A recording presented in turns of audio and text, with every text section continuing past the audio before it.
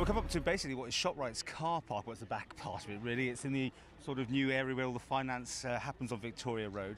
With me is Tom Quirk, and a big ceremony is happening, which I think was almost part of the lift, wasn't it? That you used to go down onto the prom. Is it around there? Is that right? Yes, alongside of it. Yeah. Yes.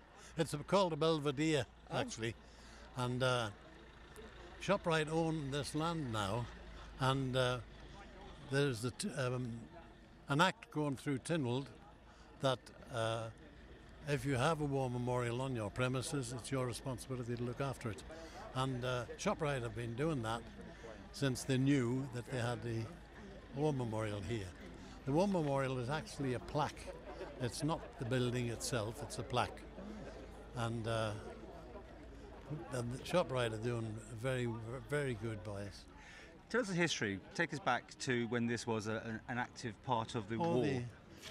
This was Cunningham's camp, and there was a lot of tents on here. But when the war broke out, of course, in 1939, all the boys in the Royal Navy came over here from all the establishments. There were St George's was formed by St Vincent and Ganges and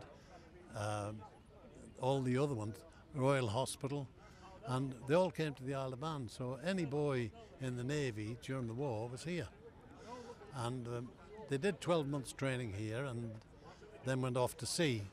And of course, they went on to the big battleships. And between 1939 and 41, most of them were lost before they were 17. And these boys, we've got 3 on the island at the moment, and 2 are quite infirm, but 1 is in Mallorca, and he should be here. But he watched the video, can't he? He had the holiday already booked with his wife, I must add.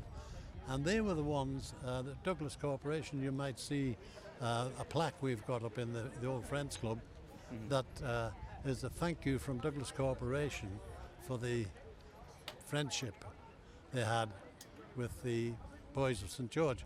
Boys of St George were taken up to people's houses on a Sunday for tea.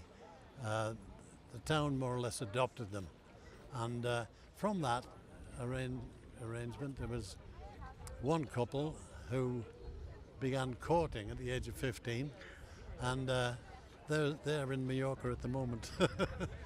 How important is this to you to have this sort of remembrance? It is very important.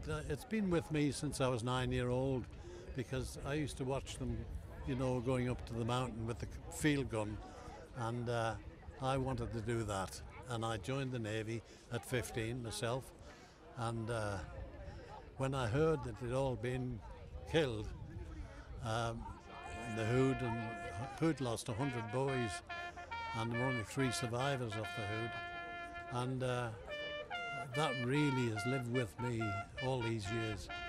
And I more or less made a promise to myself that I would make sure they were honoured.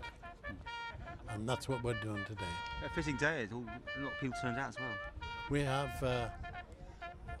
We have a war memorial down in the Arboretum in Staffordshire that was dedicated in 2001 by the St George's boys.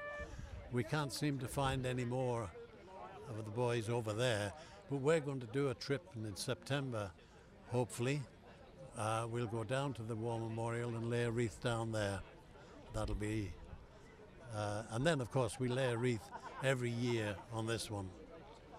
So a very good day.